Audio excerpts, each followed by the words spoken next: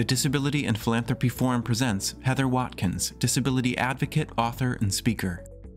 In terms of resiliency, I always think about how our response to something that's, adversarial or trauma-based, and then your ability to rebound, right? But when I thought about it a little further, I'm like, a beautiful scar is still a scar. It's still something you carry with you. So, so many Black women are tasked with that trope, or the stereotype of strong Black woman, but we break too, and we're not everybody's mule for movements. It's not, we're not tasked for saving everyone, and, we take the cape off. We need consolation. We need that self-care. And often it's, we have to pull from reserves that end up depleting us so much, and I'm mindful of my grandmother, my paternal grandmother, who, hailed from Greenwood, Mississippi, grew up during the Jim Crow era South, as well as my father, and then they migrated up, in the 1970s here to Boston.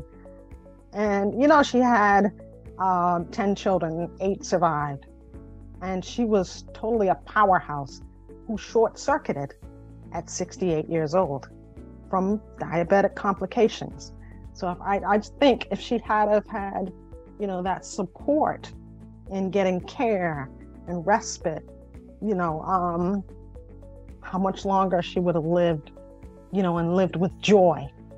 So I just always think about how we are not being given the proper support systems to live a really comprehensive life that is not just a narrative filled with trauma, and showing up at, all the time for everyone else but ourselves. So to me, that's the story, really, is to really show our lives in this, really 360-degree kind of way, and not just show up last minute at the end when we're, haggard and tired and given up to, everyone else but ourselves.